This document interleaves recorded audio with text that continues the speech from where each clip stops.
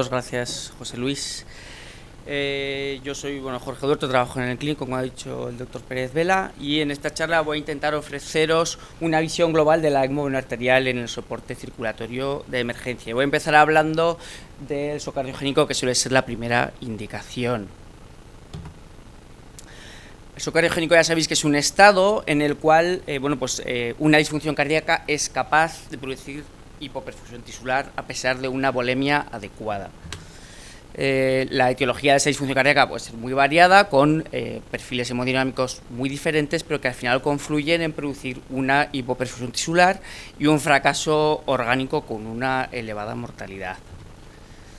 Si enfocamos el problema desde el ángulo del tiempo, en el momento que empieza la hipoperfusión tisular, digamos que va a empezar una carrera contrarreloj en el cual el shock cardiogénico, si va avanzando, va a ir produciendo fracasos orgánicos que se van a ir estableciendo, y si pasamos una línea de no retorno, por mucho que restauremos la perfusión de ese paciente, ya no vamos a ser capaces de evitar su fallecimiento.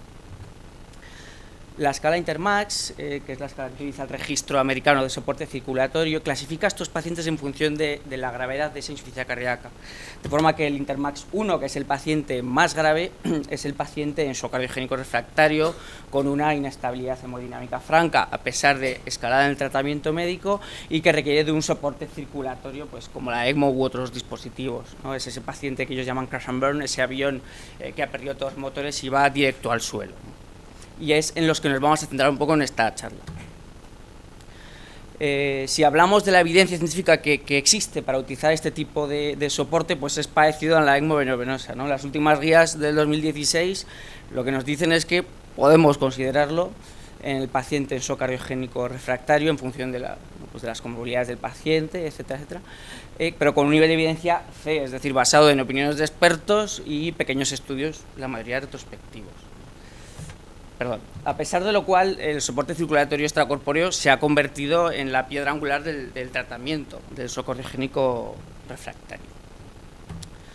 Cuando nos planteamos iniciar un soporte circulatorio extracorpóreo, ¿qué son los objetivos que nos planteamos? Pues el primero y principal, lógicamente, va a ser restaurar la circulación sistémica y la perfusión orgánica para revertir la situación de shock de ese paciente, ¿no? Y secundario, idealmente, pues también ofrecer algún tipo de soporte de descarga ventricular con idea de mejorar la perfusión coronaria y facilitar la recuperación de la función miocárdica. Con esto lo que estamos haciendo es comprar tiempo. Le estamos dando tiempo a ese miocardio a recuperarse, ¿de acuerdo?, de la injuria miocárdica, si es que eso es posible.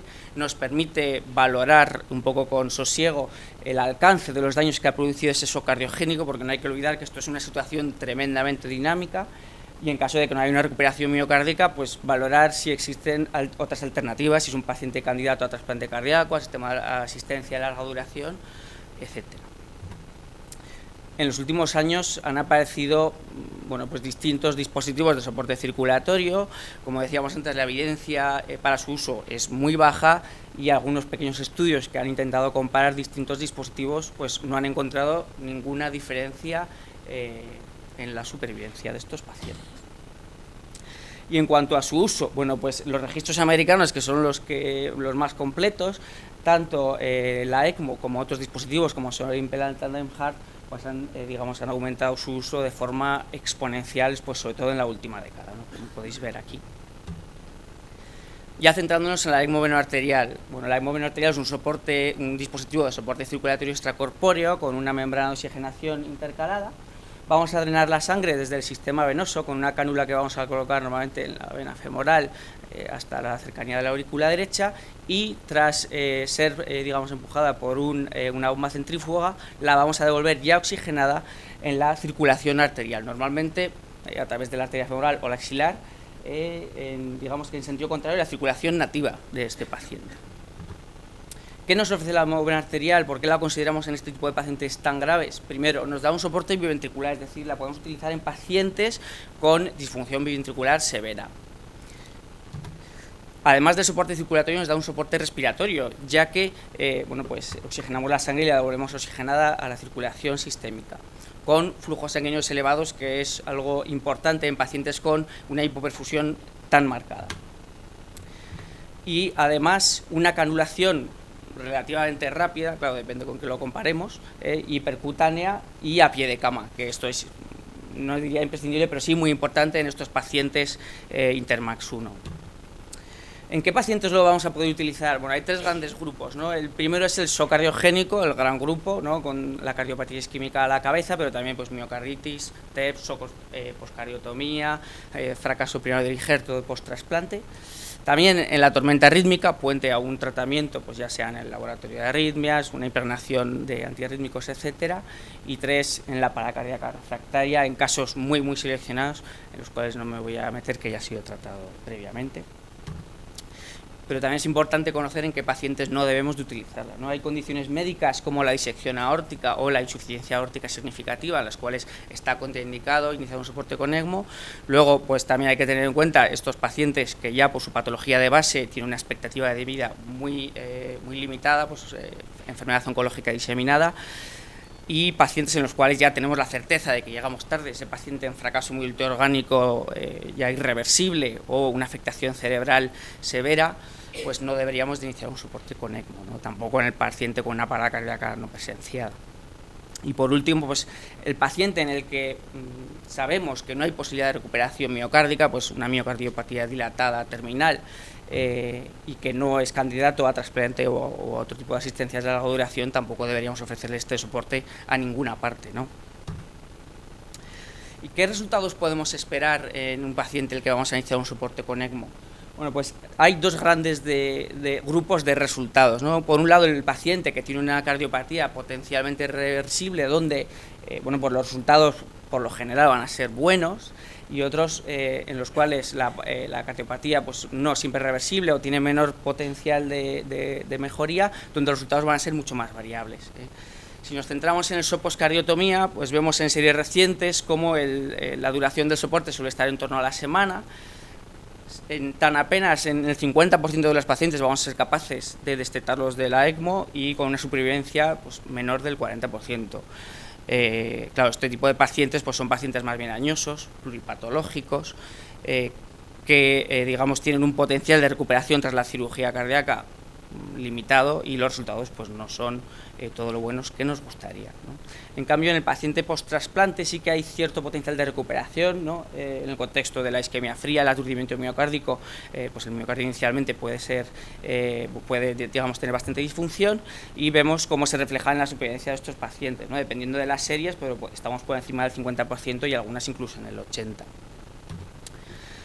Si nos vamos a la cardiopatía isquémica, normalmente en estas series se mezclan dos perfiles de paciente. El paciente con un aturdimiento miocárdico importante, en el cual la ECMO va a ser puente a recuperación, donde los resultados en general son mejores, y el paciente que ya tiene una afectación cardíaca que digamos está fija, no va a recuperarse, y la ECMO va a ser puente a otros tipos de soporte de terapia más definitiva, como el trasplante, ¿no? Normalmente estos dos perfiles se mezclan en las series y los resultados pueden ser muy variables, como podéis ver en estas dos series recientes de centros con bastante experiencia, donde la supervivencia pues va del 40 al 75%. Y si miramos series más amplias que proceden de registros nacionales, donde mezclan todas las etiologías del shock cardiogénico, pues en general aquí las supervivencias van a ser más bajas, ¿no? Porque hay indicaciones e indicaciones. Y si nos vamos ya al grupo de indicaciones donde hay una potencial recuperación, como es sobre todo la miocarditis, pues los resultados van a ser mejores. Como podéis ver en esta tabla que resume un poco las últimas series, vemos como la supervivencia queda por encima del 60%, incluso del 80% en algunas series de los pacientes. Y algo parecido pasa con el TEP. En general, pues en el TEP vamos a estar por encima del 50% y algunas series por encima del 70%, como podéis ver aquí. ¿Y por qué estamos hablando de la ECMO y no estamos hablando de otros dispositivos de soporte circulatorio? Bueno, en esta tabla he intentado resumir las principales características de algunos de los dispositivos que más se utilizan, y lo que sí que me gustaría resaltar es que, como podéis ver, la ECMO ventricular es la única que nos va a dar un soporte biventricular. El resto nos va a dar un soporte de ventrículo izquierdo o ventrículo derecho. Y además, pues la canulación, como decíamos antes, de la ECMO arterial es percutánea y es relativamente fácil. Esto hay que ponerlo todo en su contexto. Si nos fijamos, por ejemplo, en el Tandem Heart, que normalmente lo vamos a utilizar para un soporte ventrículo izquierdo, pues necesitamos realizar una septostomía anterior-auricular para colocar la cánula de drenaje en la aurícula izquierda. Esto es una técnica pues, que tiene que realizarse por manos expertas en un laboratorio de hemodinámica, con escopia, es decir, casi nunca la vamos a poder realizar de forma emergente. Y si miramos la familia de los Impella, que son bombas axiales transbambulares, normalmente las colocamos a través de la válvula aórtica, digamos que por un lado también necesitan de manos expertas para su colocación, además de una imagen constante, ya sea por radioscopia o transesofágico, y bueno, pues la familia de los Impellas pequeños nos van a dar unos flujos más bien limitados, hasta 3,2 litros máximo, mientras que el Impella 5.0, que ya tiene unos flujos, digamos, más consecuentes, hasta casi 5 litros, requiere una canulación quirúrgica. Por tanto, ¿podríamos decir que la ECMO venoarterial es el soporte cardiocirculatorio perfecto? Bueno, pues mientras que el objetivo de restaurar la circulación sistémica y la perfusión quizás sea el dispositivo que lo realiza con más eficacia, falla por su perfil hemodinámico en cuanto al soporte y la descarga ventricular. Como decíamos previamente, normalmente en estos pacientes vamos a reinfundir la sangre a través de la arteria femoral en sentido contrario a la circulación activa del paciente. Esto en un paciente con una disfunción ventricular izquierda severa normalmente le va a producir un aumento de la poscarga importante, aumentando las presiones ventriculares y provocando una distensión del ventrículo izquierdo. Esto nos va a llevar a varias potenciales complicaciones. La primera, aumento de las presiones lógicamente de retorno, creando o digamos empeorando un edema de pulmón que a veces es severo y refractario a los tratamientos.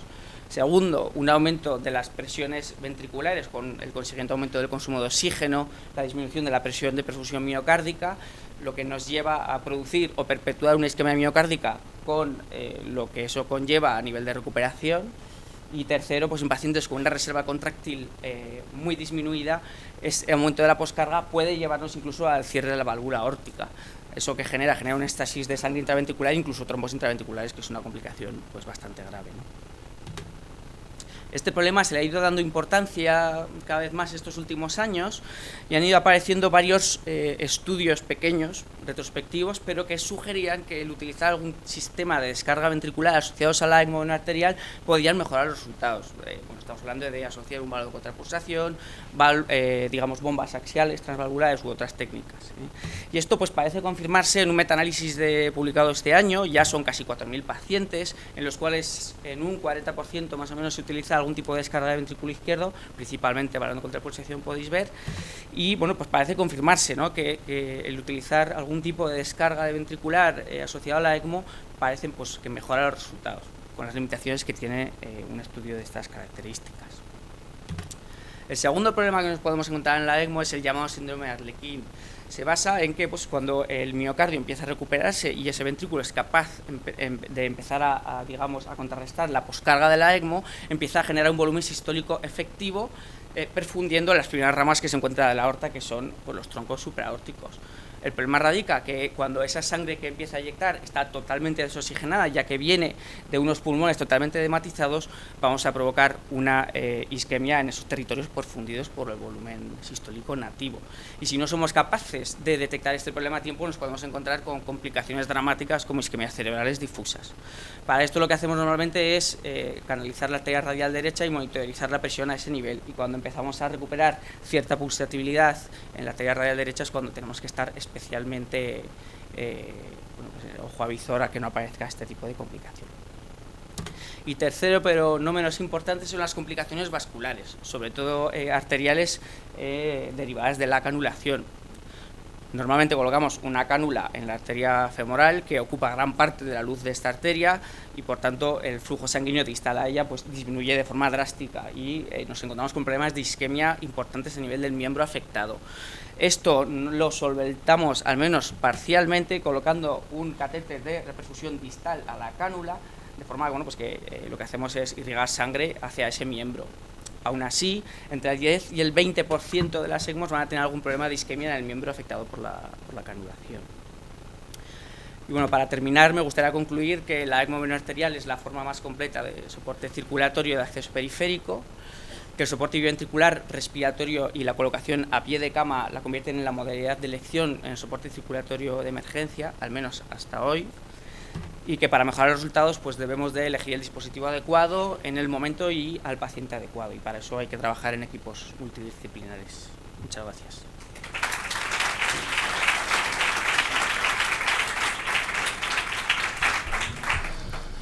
Gracias, Jorge. ¿Alguna pregunta? ¿Nadie se anima? Es que si no parezco siempre el malo.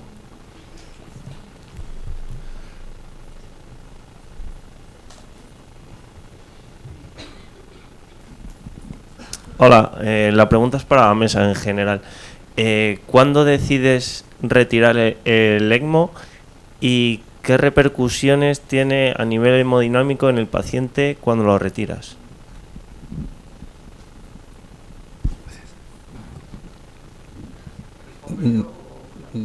No, yo quiero decir, me has dejado sin palabras porque eso me lleva 1 hora. Y si te tienen que ayudar ellos, pues probablemente 20 minutos cada uno, otra media hora. O sea, no, o sea, a ver, claro, o sea, me gustaría que le hubierais hecho una pregunta directamente a él. Yo ahora le voy a hacer una pregunta a él. Pero lo que tú planteas es, date cuenta que estamos hablando de una terapia que es difícil elegir al paciente, que todos los ponentes han estado intentando mostrar la dificultad de elegir bien al paciente al que le va bien, porque es muy difícil. Entonces, ¿cuándo la vas a quitar? Lo primero, cuando veas que ese paciente ya no la necesita. Parece una chorrada, pero es complicado saber cuándo ese paciente ha mejorado. No tiene nada que ver el distrés que te ha contado Marcos al shock cariogénico que te ha contado Jorge. No tiene nada que ver si es un shock por cardiotomía o es un infarto. No tiene nada que ver si es una neumonía la que provoca el distrés. Entonces no es tan fácil decir un sí o un no, ¿vale? O sea, yo creo que eso es complicado, pero lo primero que tienes que tener claro es que te ha mejorado la situación, que ha conducido a que tú pongas una terapia de rescate. Esto no es un tratamiento dirigido, son terapias de rescate. Entonces tienes que tener protocolos de weaning, de destete, de máquina, tanto en una situación de insuficiencia respiratoria como en una situación de veno arterial. Y yo creo que esas son las dos cosas que de alguna forma sí que me gustaría dejar claro, y ahora que te contesten ellos. Pero lo primero es que esa situación que te ha conducido a ponerlo haya mejorado y que tú tengas claro un protocolo de destete o quitar la máquina. Pero no es una cosa que se pueda decir en 2 minutos. Jorge, yo te quería preguntar una cosa. Tal como lo has contado, fisiopatológicamente me cuesta entender por qué va a beneficiar una ECMO venoarterial al shock cariogénico. Bueno, es que uno de los grandes mitos que existen es que la ECMO beneficia al corazón, y es todo lo contrario. Por eso, si os habéis fijado, el título de mi charla, aunque el de la presentación era soporte cardíaco, yo he puesto soporte circulatorio, porque en la ECMO lo que hacemos es restaurar una circulación que pues está claramente disminuida, ¿no? Que es el objetivo principal, para luego pretender hacer otras cosas. Habrá pacientes que con esto sea suficiente y otros en realidad pues el corazón necesite lo que decíamos, algún sistema de descarga, pero la ECMO sobre todo lo utilizamos para restaurar una circulación eficaz.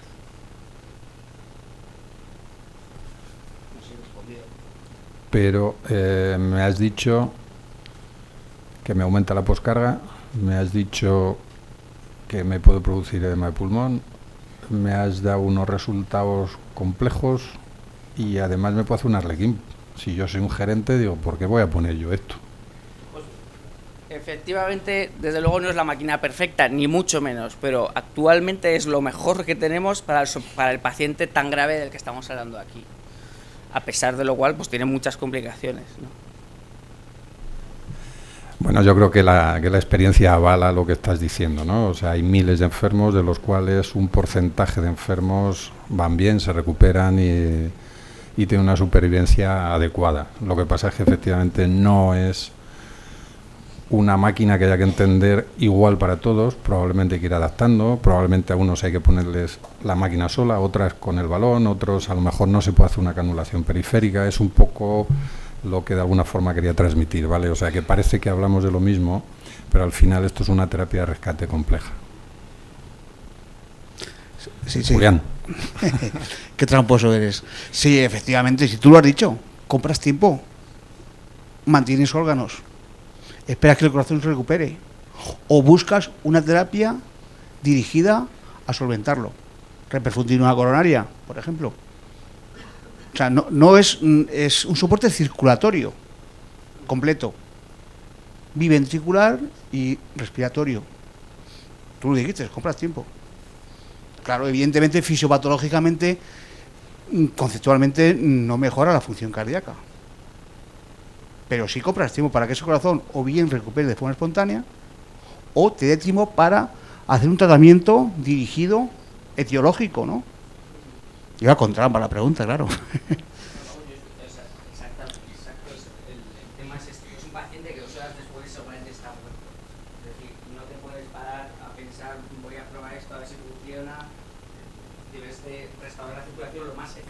Posible para luego tomar más medidas o a lo mejor solo te quieres esperar, pero que eso es lo que te salva la consulta. Que lo consigues. Generalmente, ¿no? Yo tengo claro que es el más efectivo a día de hoy para restaurar. Yo creo que las diapositivas que has puesto me han parecido muy interesantes porque reflejan la realidad, ¿vale? O sea, reflejan la realidad de esos enfermos, probablemente sin la ECMO se hubieran muerto, así de duro. Y de los que se ponen, pues lo que hay que saber es qué puede esperar uno cuando pone un dispositivo. ¿Y qué puede esperar uno cuando pone un dispositivo? Pues tú lo has puesto por grupos, una supervivencia que va pues entre un 40 y un 60% y luego lo podemos ajustar pues dependiendo de la patología. Pero yo creo que esa es la idea que tiene que quedar. Es una terapia que es eficaz, que es efectiva, que es relativamente asequible y se puede poner a pie de cama. Y consigue unas supervivencias francamente buenas.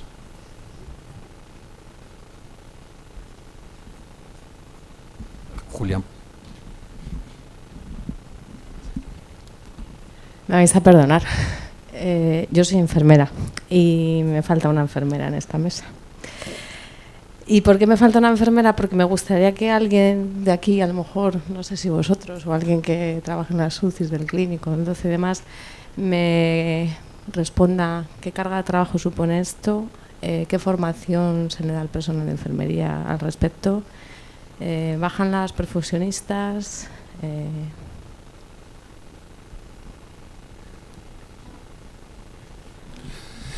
No, lleva razón. Todo esto no vale que lo sepa hacer una persona. Llevas toda la razón. O sea, quiero decir, enfermería es una pieza clave. Perfusión es una pieza clave. Luego, cómo hacerlo y las cargas. Eso ya es otra cosa. Las cargas, que probablemente es lo que más preocupa a la enfermera. En la mayoría de los hospitales no hacemos lo que dicen que hay que hacer. Y esa es la realidad. Te lo puedo pintar del color que tú quieras. Los sitios donde están empezando probablemente tienen una o incluso dos enfermeras para una ECMO, la realidad, en un hospital como este y en el 90% de los hospitales. El enfermo crítico con ECMO se convierte en un enfermo más de cuidados críticos y debería tener otro tipo de consideración probablemente a nivel de enfermería. Y lo otro que te decía es eso, efectivamente, o sea, esto no vale que una persona sepa mucho, no. Aquí esto tiene que funcionar a través de un equipo multidisciplinar en el que hay que contemplar no solo a los médicos, también a las enfermeras, a los cirujanos, a las perfusionistas. Cómo lo organices tú en tu hospital, no sé si eres de aquí, y eso ya es otro tema. Yo te puedo contar cómo lo hacemos aquí y los resultados que tenemos aquí, pero eso no significa que tú lo tengas que hacer igual y probablemente lo puedes conseguir haciendo con protocolos diferentes. No tiene nada que ver. Nosotros tenemos una historia de 20 y tantos años en el cual, pues, quiero decir, eso ha conducido a hacer las cosas como las hacemos ahora. Pero si tú estás en un hospital donde estás empezando, a lo mejor lo puedes hacer de otra manera y lo vas a hacer igual de bien. Te doy la razón en lo que decías. Esto no vale que uno sepa mucho, aquí hay que contar con mucha gente y la enfermera, por supuesto, es una pieza clave.